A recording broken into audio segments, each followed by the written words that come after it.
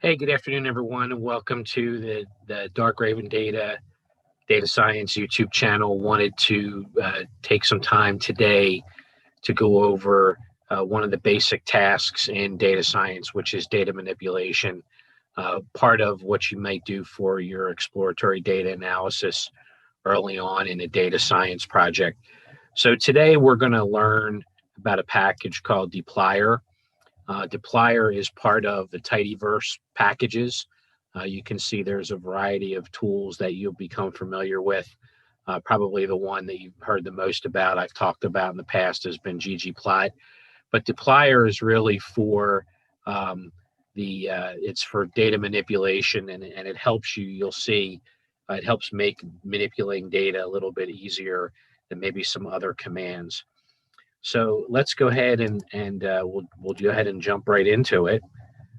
So we're going to start out and we're going to look at here's an R script that I've created. Again, I'll post it in the comments on the YouTube channel here. But you can see here, I'm going to go ahead and we're going to pull in the library. And there's two libraries. One is called Gapminder. It's a package that has some data in it. So we'll go ahead and we'll run that. And then we'll do a quick header of the data set. And you can see there what's included in this data set is a country, a continent, the year that the data came from, the life expectancy, and then the population and the GDP per capita. So that's an example of that's just a quick look at what's in this data set. So what you can see is once you load the dplyer in, what you can see is you use this little symbol here called a pipe.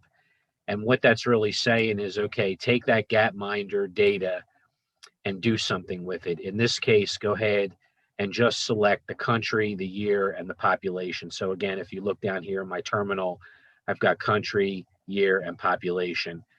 And when I do that, it's just going to give me, again, it'll just give me the first 10 rows. But what you can see here is, again, all it gave you was a table, or in our terms, a tibble. That is, it just shows you the first 10 rows here. So again, you just asked for the country, the year, and the population. Now, what you may notice is it did not create a data frame up here in your environment. All it's doing is within the memory is it's modifying that. If I wanted to create a data frame, I'll show you how to do that later if I want to actually save the data to do something with it later. So here's another example where, okay, I just want to remove a column. So in this case, I'm going to take the continent out. And when I do, that continent is now gone. Remember, the continent was in there. It said Asia. So again, it's not creating a new data frame. It's just manipulating the data that's there. Here's another example where I want to filter on a year. In this particular case, I want to look at 2007. And again, what it'll tell you here is, okay, I'm giving you the first 10 rows, and there's 132 more rows. You can also look and say, okay, well, I want to look at 2007 is the year, and I want to look at the country of Poland. And when I do that, of course, I'm just going to get one row. And then here I could say, okay, well, yeah, maybe I want to look at two countries, Poland and Croatia. And again, when I run that, I'm going to get two rows because I'm looking for 2007 for Croatia and Poland. Next thing I want to do is show you how to filter and sort by the life expectancy. So when I do this, what you're going to see is when I run this, again, it says 132 more rows because it's 132 countries for the year of 2007. But what it does is it automatically sorts in ascending order. If I want it to be in descending order, I just tell it that here. So I say, for example, instead of just saying arrange, notice here where I say arrange by life expectancy, here I say arrange in descending order. And when I run this, it's going to give me the countries in descending order. Okay, so then if I say, okay, well, I want to select the top 5 countries, again, by life expectancy, and I want to filter for that year again, I use the command top N5. You can do this, and then you can run it, and it'll tell you the top 5. Now, sometimes when I'm doing projects like this, and I'm doing exploratory data analysis, like for example, when I was doing some of the COVID work, you you get something when you do the top five, and you go, it really didn't give me what I was looking for. So you might say, okay, well, let me pop this up to the top 10 and then rerun it. And then you run it and you'll give you the top 10. And you might say, okay, well, I was thinking, for example, that Israel would have been somewhere in there. Or maybe you're looking for a plateau here and you say, okay, well, I noticed that, Israel, France, and Canada are all 80.7. So maybe I go up to 15 because I want to see when that changes. And you can see that, it's relatively easy to do. And again, this is when you're exploring the data, some things that you may actually end up doing. Here's a way you can create a new column. So you use this term mutate, and what you're doing is you're multiplying the population by the GDP per capita, and you're creating a new column called GDP. So when you do this, and you're looking for the top 5, so now we're combining some of the commands. There's my new column, uses exponential notation. Now, the other thing you might want to do is you might want to just include that new column. You might just want the GDP column. And that's when you use the term transmutate or transmute instead of mutate. So when you do that, what you'll see is it'll just give us one column there, GDP. The other thing you might want to do is you might want to summarize by, in this case, the average life expectancy, and you might want to call that mean life expectancy. So when you run that, for the whole table, it's telling you that your average life expectancy is 59.5 years. Here, you might want to do that same thing, but you might want to filter on, you might want to summarize and filter on Europe. So when you do that, it's telling you that just for the continent of Europe, the average life expectancy is 77.6. Here's another example where I'm going to summarize and filter and group. So I'm going to filter on the year 2007. I'm going to group by continent, and I'm going to summarize the average life expectancy, the mean. And when I do that, it's going to give me a listing of all my continents and my average life expectancy. Here's another one where I'm going to filter. I'm going to do everything I did on the previous one, except I'm going to arrange it by that column. And when I do that, they're just going to reorder. So Oceania goes up the top there. And then the last one I'm going to show you from the basic perspective is we're going to summarize, and we're going to create a column that says if the average life expectancy is over 75, say yes, otherwise say no. So again, I'm using a mutate because I'm creating a new column and I want to create all those pieces. And when I go ahead and run that, it's going to show me again that, anywhere I'm not over 75, it says no. And then below it says yes. So now what I'm going to do is I'm going to do some plotting. And a lot of times you may play around with the data when you're initially trying to determine, what is it that this data set is telling me, or what is the business problem that I'm trying to solve. And you may do this, you may use dplyer to do some of those calculations and grouping and summarization. And now we're going to come in and we're going to say, okay, so we're going to use this ggplot as our standard plotting package. And then what we're going to do here is we're going to create a data frame. I've already moved a CSV file into my working directory, and this is a listing. What I'm going to do here is I'm going to come in here and I'm going to use this tool up here called Import Dataset. And when I do that, I'm going to say from text base. And again, I created that file in here. I downloaded it from Kaggle. And I came in here and I said, okay, there's this file. It's a CSV. You can see here, it's a CSV file called wine. And when I do that, the tool is going to help me. Like in this particular case, I can see I have a heading. So I want to pick yes. And then what it's doing is it's doing automatic encoding. So it's looking at this input file and it's figuring out where these columns are. And right now it's doing it. It's okay. Everything's working out fine. So when I do that, again, this is you can type code in here, or it's just a lot easier to use this tool up here to import the data set. So when I hit import, you can tell it took a second or two to bring in because it's 81,000 different reviews of wine, or 81,000 different wines. And it does, when it brings it in, it shows it to you in data frame browser here. It shows you the country, the description, designation, how many points it got, what the price was, the province, the region, is there a photo of it, was there a Twitter handle?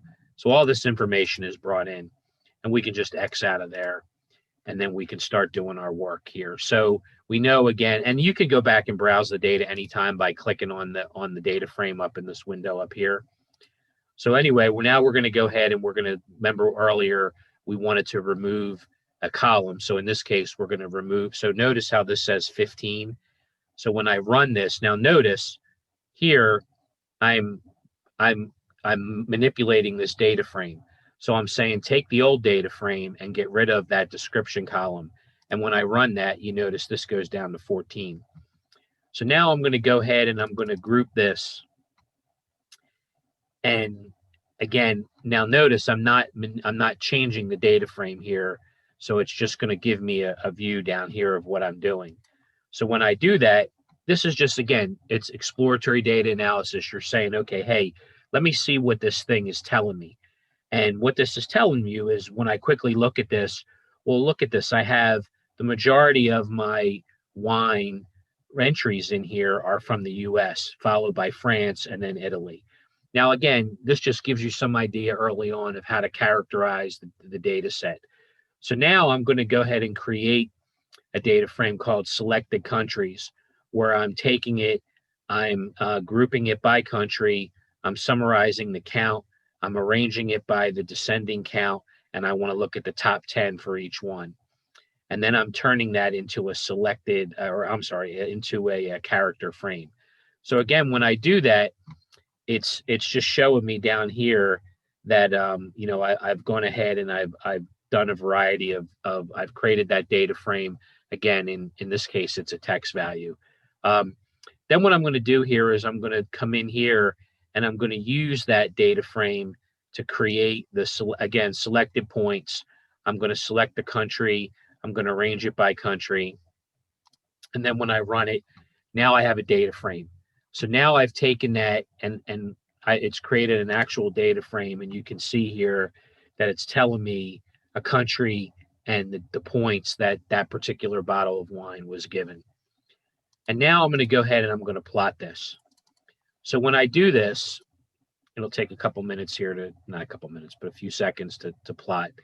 And then what it'll do here, again, you can see it's working. It's removed some rows that have missing values.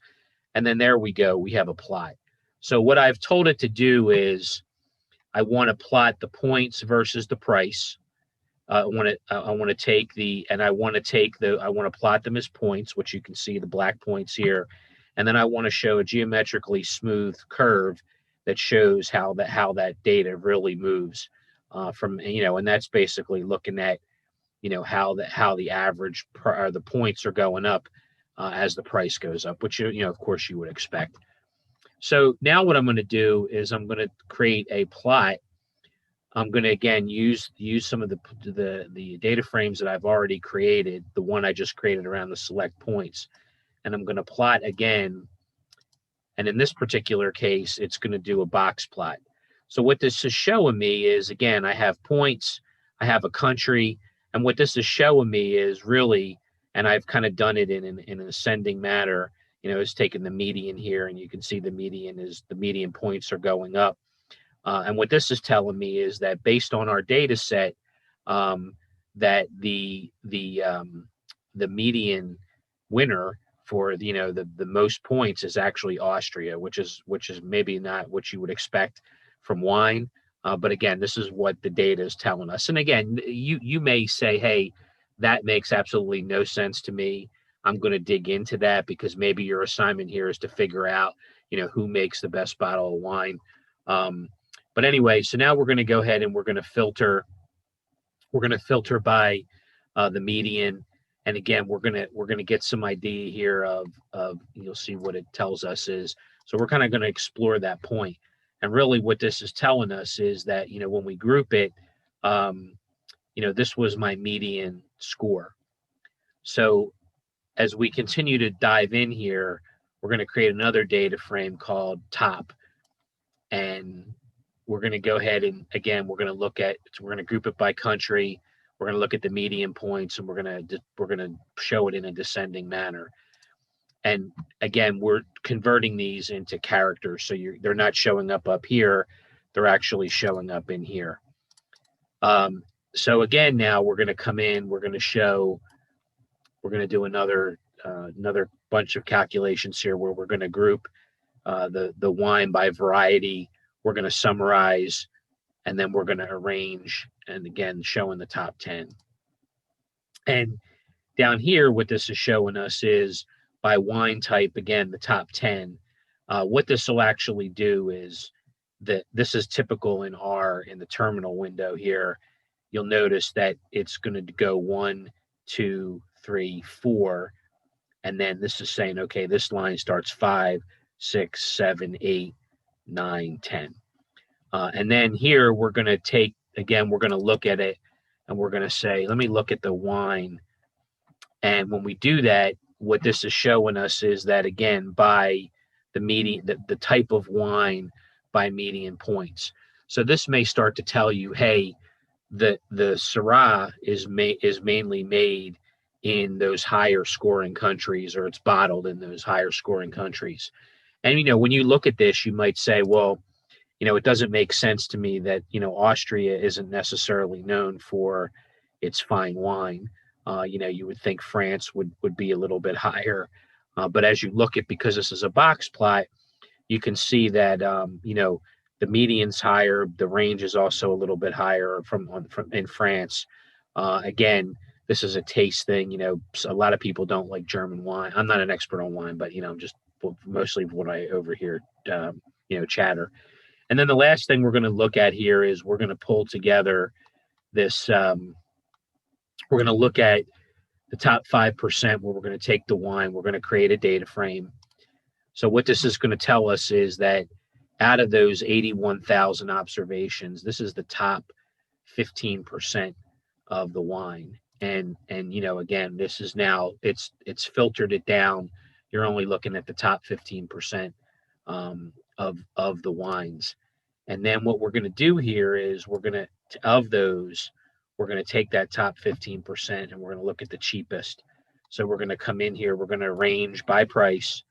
We're going to look at, again, we're going to just look at the header, and we're going to see, and again, this creates us, this is showing us the cheapest 15%, which we created another. So again, this is going to show you here, and if you look out here, you can start to see another characterization in this particular case, where, this is ascending.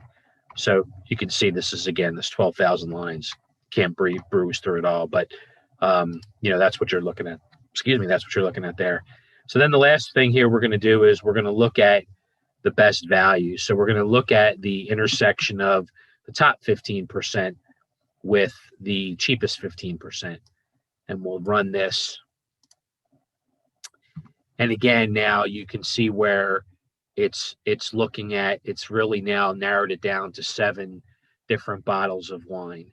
So when you go out and you look at this, again, based on this data set, with Austria being the top, you would figure that, based on all these different, the intersection here, this is telling you you're the cheapest for the best value and the highest points. And you can see here, this will tell you, what the name, what those 7 bottles are. So we've narrowed it down.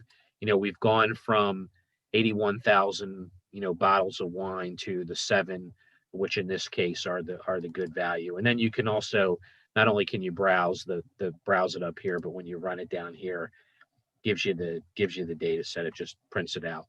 So this is a way, again, to use dplyer to do some basic exploratory data analysis and initial data exploration.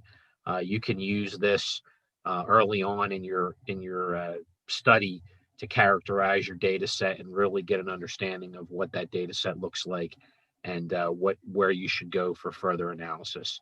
So again, depending on your knowledge of the data set, sometimes you'll get a data set and you'll just be like, okay, the data set says this. I'm not really a subject matter expert, but especially in a lot of these contests that you may enter, you're just looking for the things that stick out the most. So, these are things that you can do to characterize the data and get an understanding of what it looks like. So I hope you enjoyed this, and remember to like and subscribe to our channel. And have a great weekend.